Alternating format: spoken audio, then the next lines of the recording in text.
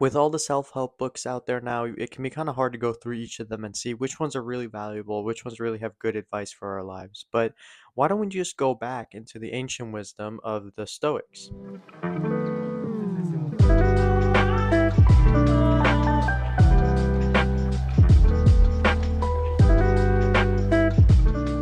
Stoics are people who follow the philosophy of Stoicism for living out their daily lives. The purpose of Stoicism is basically to change our mindset in a way that can help us lead a good life and achieve eudaimonia, which is basically the Greek version of saying a well-lived life or a well-flourished life. Stoicism was founded by Zeno of Citium in 300 BC, and it was quickly spread around Rome and Greece, and it was popularized by Marcus Aurelius in his Meditations, Seneca, and Epictetus. Now, there's a wide variety of teachings in Stoicism, but today I'm going to be going over just 5 simple lessons from Stoicism that we can pick apart and see how we can apply to our life. Now, a lot of these points that I'm going to be talking about have really good explanations on a channel called Practical Stoicism. They also have a Spotify podcast that you can listen to, and the guy really explains these principles well. He goes through the meditations, he explains a lot of them very well, so I really do recommend checking out that channel. The explanations on there are really good. But for this video, I'm just going to give you guys a taste of Stoicism, just a couple little lessons about what it is to be a Stoic and how it can help you achieve a better life. So the first thing we're going to be reading is from chapter 11 of the Enchiridion by Epictetus, and this was just a little booklet of the Stoic teachings that Epictetus put together. This part is specifically about changing our mindset and the things we have in life and being grateful to the things we have in life and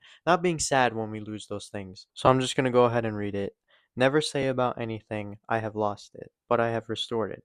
Is your child dead? It has been restored. Is your wife dead? She has been restored. Has your estate been taken from you? Has not then this also been restored? But he who has taken it from me is a bad man. But what is it to you by whose hands the giver demanded it back? So long as he may allow you, take care of it as a thing which belongs to another, as travelers do with their inn. And a lot of these teachings are quite ancient, and they do talk about gods in them, how the gods are giving us the circumstances that we have, how they're giving us the things that we have. And as someone who's an atheist, this can be kind of distracting from the whole point that they're trying to get across, but let's just put aside these things about the gods, these things about the giver, and focus on the real nugget of wisdom here. So the reason I started with this one first is because this is the primary teaching of Stoicism, is that we should have a change of mindset so we can live a fuller, more meaningful life. One of the biggest teachings of Stoicism is that we can control ourselves and our thoughts, but we can't control the outside environment. Some things may happen in the outside environment, natural disasters may happen, deaths of loved ones may happen, but we can control how we think about these events. And by being able to control our thoughts and think in more rational ways in these heavily emotional situations, we can live fuller, more meaningful lives. Now, this writing that we just read may seem like a lot because it's talking about the loss of a child, like the loss of a loved one, and it can seem like a lot to say, oh, don't worry about it. It has been returned to where it came from. It has been returned by circumstance. It has been returned by the giver. But the expectation in Stoicism isn't that we should achieve these things easily. These are not easy things to achieve. We need to work throughout our whole lives to have this change of mindset, to realize that we have things by circumstance, we have things by either luck or whatever situation we're in, and we don't really have them for a permanent amount of time. Now, this teaching can either be depressive or it can be great, and it can be very meaningful. It's about the switch in the mindset that Stoicism tries to establish. It tries to tell us that, look, we have these things for a limited amount of time. We should love these things. We should have compassion and love towards these things, which give us meaning in our lives. This makes things more meaningful when you realize that these things are here for a limited amount of time. So we should take care of them and we should cherish these things while they're here. This section could also be talking about not taking things for granted, realizing that we have things based on our circumstance or other people and that we don't own those things. They will go back at some point, they will be returned. So the next lesson is really about dramatically changing our thoughts about what we know is to be negative. Oftentimes we associate negative things as just being inherently negative, like death. Death is negative to us because it has been evolutionarily wired into us to be negative. Otherwise our species wouldn't survive if everyone wasn't afraid of death. But these things are not inherently negative in themselves. It's how we think about them. It's the negativity that we assign them through our mindset that makes them negative. And this is what's really being talked about in lesson number 2 here. Men are disturbed not by the things which happen, but by the opinions about the things. For example, death is nothing terrible, for if it were, it would have seemed so to Socrates. For the opinion about death, that it is terrible, is the terrible thing. When then we are embedded or disturbed or grieved, let us never blame others, but ourselves, that is, our opinions. It is the act of an ill-instructed man to blame others for his own bad conditions. It is the act of one who has begun to be instructed to lay the blame on himself, and of the one whose instruction is completed, neither to blame another nor himself. Now, this teaching is from chapter 5 of the Enchiridion, and it's basically teaching about how we should change our mindset about what we view to be negative or positive. Again, as stated previously, death is a really negative thing to us, and we are just wired to think about it in a negative manner. But since we have our intellect, since we have our rationale, we can think in a way about death that can help us understand that there is no actual inherent negativity with this. It's just an event that will happen. It's just something that will happen in life. Now, again, this is not teaching that we become emotionless psychopaths. It's teaching that we should take our life seriously and that death will happen at some point in our lifetime. But because of the fact that this event is inevitable, we should not think negatively about it, because what good is that doing us? It's not useful in any way to think negatively about our natural death that will happen at some point. Again, this is not an easy thing to do. It's something that you have to build throughout your life. It's a kind of mindset that you have to build throughout your life. And now here we have another teaching which reads, "It is the act of an ill-instructed man to blame others for his own bad condition." This is basically saying that we shouldn't blame our own bad condition, our own mindset on others. We shouldn't say that this person did this, so this is why I think like this. This was the life that I had. This is why I think like this. Obviously, things can happen in life that are traumatic and can really change our mindset and make us think negatively about the world and other people. But at some point, after we have dealt with that trauma, we should be moving on and realizing that it is up to us to move on. It is up to us to change our mindset about the world. Now, an everyday example of this that I use in my life is when someone annoys me. Obviously, we get annoyed by people every day throughout life. But when we get annoyed, we should realize that this is our mindset. We're choosing to be annoyed. We're choosing to take this person too seriously and make it create negative thoughts in our head. The modern day example of this I hear is like, don't let someone live rent-free in your head, basically. So that whenever we get annoyed by someone and we keep thinking about that annoyance, we keep thinking about those negative thoughts, we're basically letting that person live rent-free in our head. So when we're angry at someone, when we're annoyed at someone, we shouldn't blame them for our mindset. We can change our mindset. We can let them know that they annoyed us, but we don't have to sit here and be soaking in these negative thoughts. We can change our mindset. Now, lesson number 3, I feel like really connects with the real world and all the distractions we have around us, whether it be social media, all the activities we're doing, and all these things that are going on in life that are distracting us from our real goals. Now, this lesson comes from meditation number 7 of book 2 of Marcus Aurelius' Meditations. And it reads as follows: "Do the things external which fall upon thee distract thee?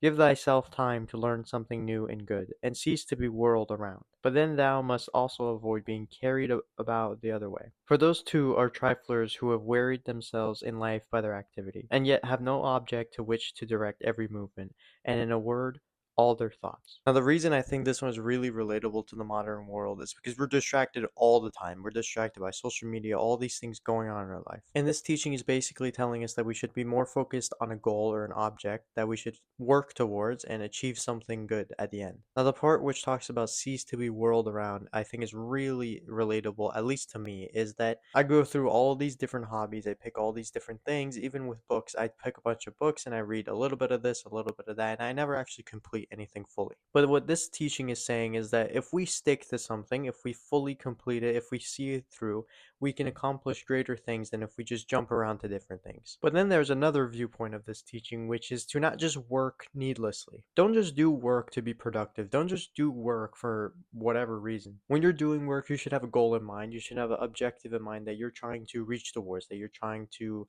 achieve at the end of all this work. Otherwise, what's the point of doing all this work? The work that we're doing should lead to a legacy that we can build that will outlive us, because that's what a lot of the work that we do is supposed to do at the end of the day. It's supposed to leave something greater than us. It's supposed to have an impact greater than our lives. Now, this next teaching is also another really relatable one, but it's also quite lengthy, so I'm not going to read it for this video, but I can put it up on screen so you guys can see it. But what it's basically talking about is making sure that you're not getting influenced by everyone's opinions. And I think this is really relatable to today's life, because on social media we see all these opinions. We're bombarded by opinions every day, whether it be about us, about other people, about the friends we have. We can easily be affected by these opinions. We can easily be driven from our goals away and getting distracted by these opinions. But what this teaching is basically saying is, don't worry yourself about unimportant opinions by the majority. Worry about the opinions of the ones that are seeking the truth like you. Worry about the opinions of the people that are actually working to better their lives. They have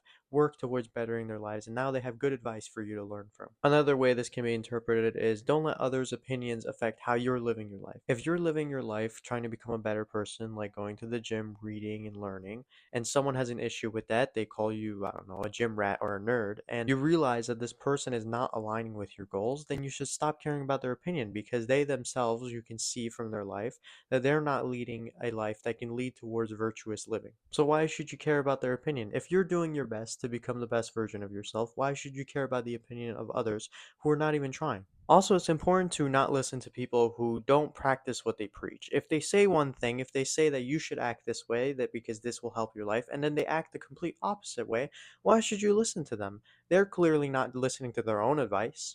In this teaching is also talking about focusing our thoughts on useful things, on important things, on things that will help us in life, on things that will help us be more productive. Again, like switching our mindset to not be emotionally whirled around by everything and by using rationality to think about things which will be beneficial to our lives and create more meaning. And the last thing we can get from this teaching is to surround ourselves with the people that will help us most, with the kind of people that would be promoting our growth, that would be promoting our progress and helping us reach another level in our life. Now, the last teaching I have here for number 5 is Meditation 10 of Book 3 from the Meditations of Marcus Aurelius. Throwing away then all things, hold to these only which are few.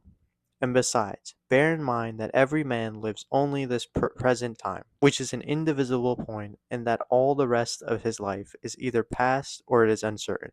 Short then is the time which every man lives, and small the nook of the earth where he lives. And short too the longest posthumous fame, and even this only continued by a succession of poor human beings, who will very soon die and who know not even themselves, much less him who died long ago. Now I feel like this is one of the most important teachings. This is one of the most perspective changing teachings, is that we shouldn't take our lives for granted. We should realize that we have finite time on this earth and we have things to do and things to achieve. We can also see that this teaching is teaching about how the past is the past. It is already gone and we can't change it. In the future, we don't know what will happen, so we should stop worrying about it. We should live our lives in the present and work towards a goal, but we shouldn't worry about what's going to come in the future. This kind of mindset change can really help us live a more meaningful and happy life and living in the moment, which can help us achieve greater things throughout our whole life. Now, the last point that I really agree with, which I can see why it can be kind of depressing to a lot of people, is that we're just insignificant beings on a mote of dust in the universe. But to me, I feel like we can really have this perspective switched around. It can really help us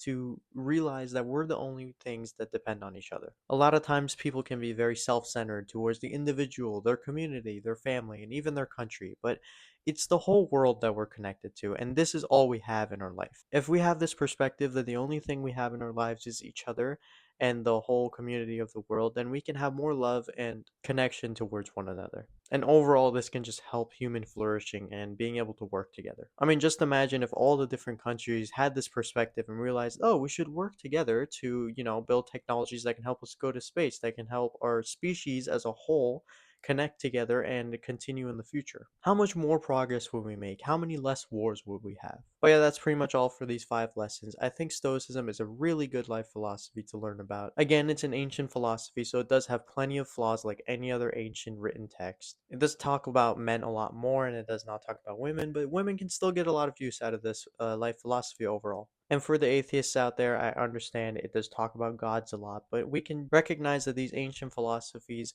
just thought this way. This was their way of thinking. This was the culture. There was no science to disprove any of the stuff that they believed. So the beliefs in gods was really strong. And we can still take the nuggets of wisdom out of here and apply it to our lives. But yeah, a lot of the stuff I got here were explanations from Practical Stoicism. I really recommend checking out their Spotify podcast and their YouTube, which will be linked in the description below. If you are into Stoicism, if this sounded interesting at all to you, then this person is really good episodes on explaining things in Stoicism. But yeah, that's pretty much all for this video. Comment below if you found this useful, if you think Stoicism is a cool life philosophy.